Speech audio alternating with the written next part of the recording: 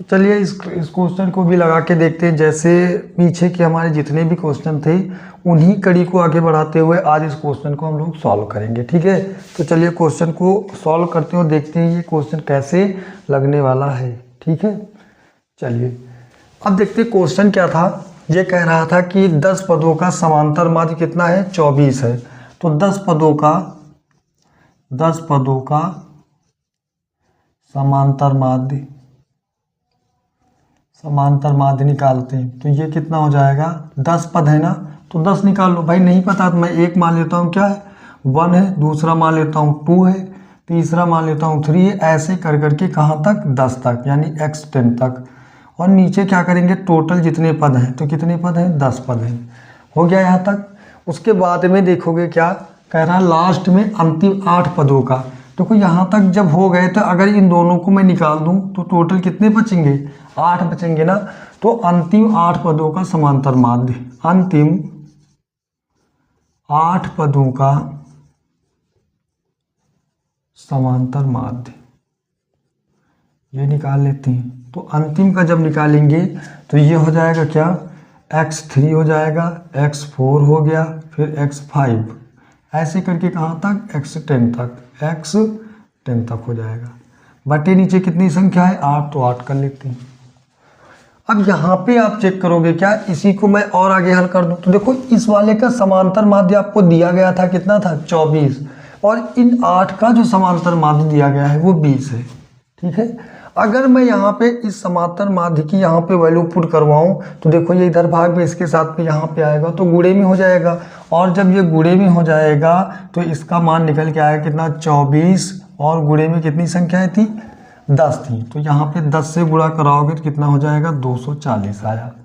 और यहीं पे अगर ये देखोगे तो इसका समांतर माध्य 20 है और संख्याएं कितनी, 8, तो ये भाग भी इधर आएगा तो गुणे में, तो ये हो जाएगा कितना, 20 और गुणे में 8, और हो जाएगा 8 दूनी 16 यानी 160 हो जाएगा। ठीक है, ये निकल के आ गया। अब यहाँ पे इसने क्या कहा, प्रथम 2 संख्याओं का समांतर माध्य ज्ञात कीजिए। देखो यहाँ से 1 से लेकर के 10 तक का अगर मैंने योग किया तो ये आया है, और जब यहाँ से 2 को छोड़ करके जब मैंने योग किया तो ये आया है। अगर मुझे यहाँ पे क्या चाहिए कि प्रारंभिक जो 2 संख्याएं उनका समांतर माध्य निकालना है, तो हम क्या करेंगे भाई, 10 संख्याओं में से मैं 8 संख्याओं को घटा दूं तो जो 2 संख्याएं बची उनका मान आ जाएगा। तो यहाँ पे मैं मान लेता हूँ कि ये वाला जो है वो समीकरण 1 है और ये वाला जो है समीकरण 2 है। अब यहाँ पे लिखेंगे क्या, समीकरण 1 तथा समीकरण 2 से। ठीक है, जब 2 को रखोगे तो यहाँ पे चेक कर लेते हैं, देखें तो ये हो जाए क्या, x1 और प्लस क्या, x2 और x3। मैं इस बार पूरा लिख देता हूँ, 4, 5, 6, 7 हो जाएगा, फिर कितना हो जाएगा, 8 हो गया। आगे निकालेंगे तो फिर 9, फिर लास्ट में आपका आएगा कितना, 10 आएगा।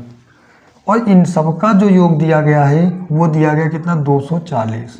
ठीक है, अब यहाँ पे 8 संख्याओं का मान कितना दिया गया, यानी x3 का मान दिया गया है, x4 का मान, x5, फिर x6 है, x7 और कितना, x8 और x9 और x10, ये दिया गया कितना, 160।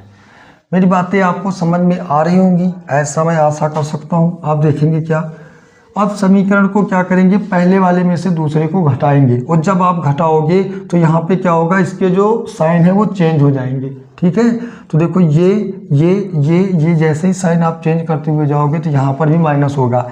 देखो ये इसके साथ ये ऐसे करके सब के सब कट जाएंगे, ये वाले जितने ही, और ये वाली संख्या में 0 से 0 गया तो देखो 0 और जाएगा नहीं, 14 से 8 चला, देखो 6 चला गया तो 8 बचा, और 1 से 1 चला गया तो कुछ नहीं बचा। लेकिन इधर से बचा हुआ है क्या, यहाँ से बचा x1 प्लस x2 बराबर में कितना हो गया, ये 80 हो गया।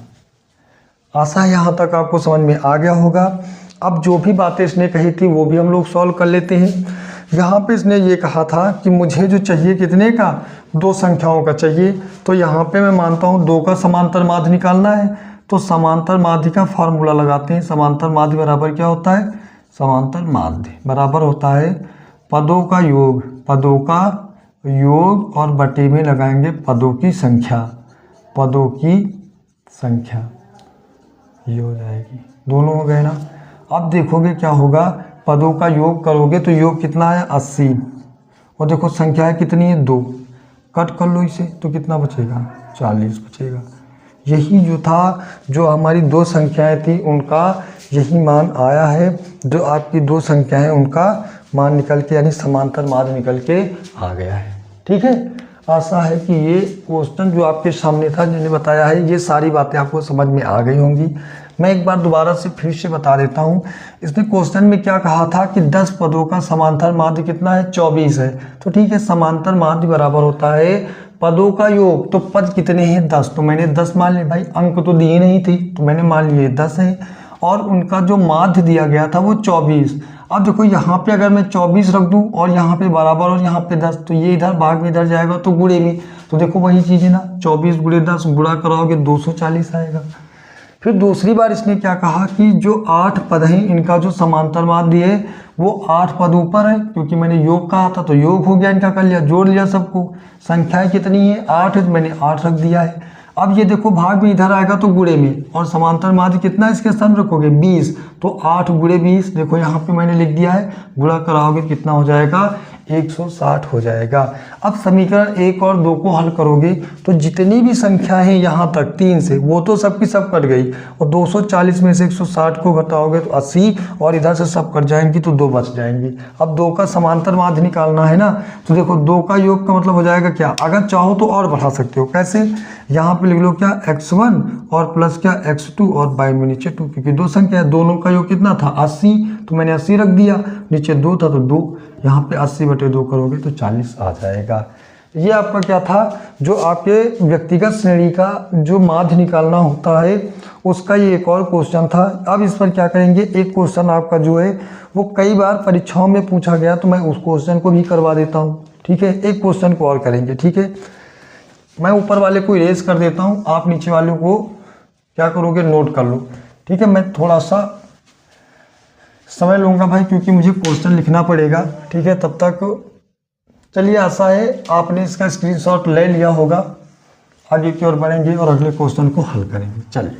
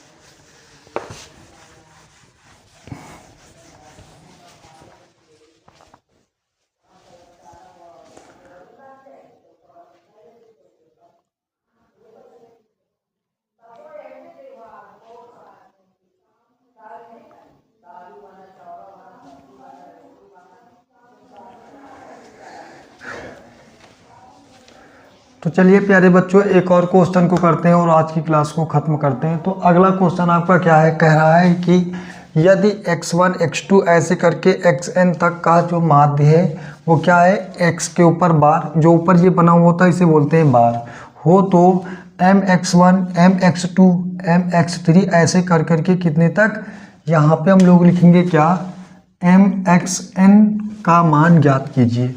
अब हम फार्मूला वही यूज करेंगे, फार्मूला वही यूज होगा क्या कि समांतर माध्य बराबर क्या हो जाएगा, ये हो जाएगा 1/n, यहाँ पे आपका सिग्मा n और नीचे हो जाएगा क्या n बराबर i, यहाँ पे लिखोगे xi। ये फार्मूला यूज करोगे, या फिर इसी को थोड़ा सा मैं संशोधित कर दूँ तो सिग्मा x बटे नीचे n, या फिर इसी को लिख सकते हो क्या, पदों का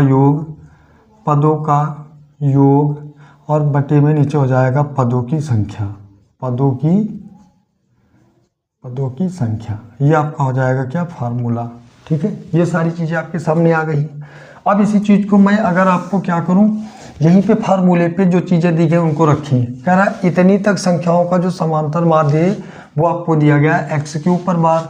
तो देखो समांतर माध्य के स्थान पर समांतर माध्य रख लेते हैं, तो x के ऊपर हो जाएगा क्या, बार, फिर लगाएंगे क्या, बराबर, फिर वहाँ पे कह रहा पदों का योग, तो पद जितने दिए गए उनका योग कर लेते हैं, तो ये x1 है, फिर क्या है x2 है, ऐसे करके कहाँ तक xn तक दिया गया है।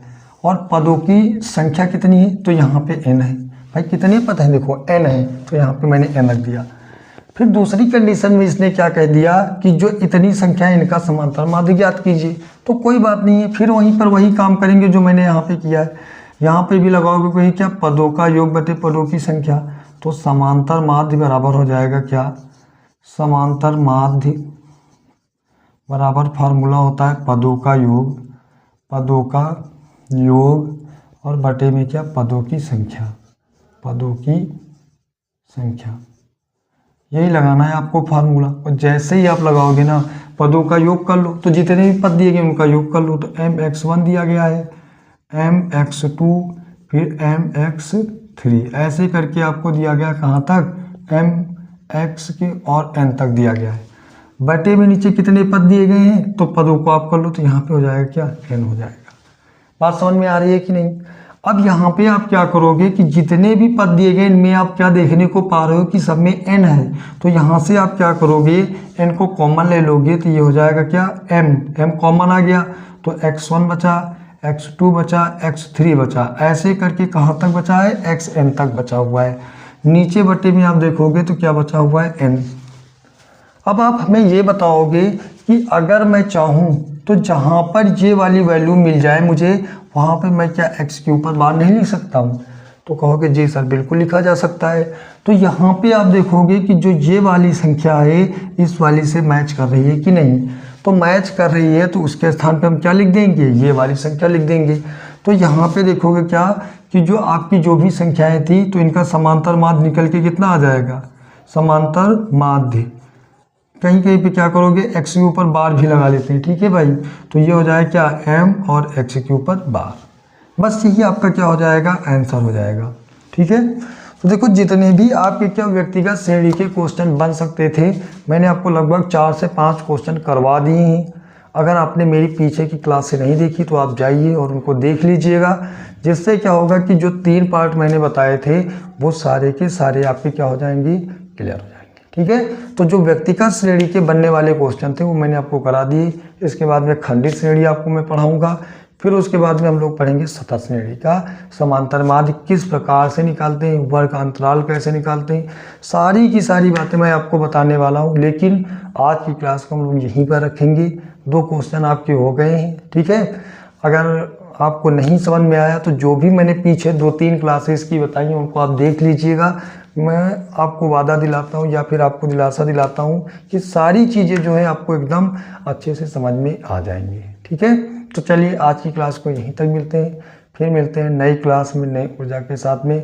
तब तक के लिए आप सभी को बाय बाय, टाटा एंड टेक केयर।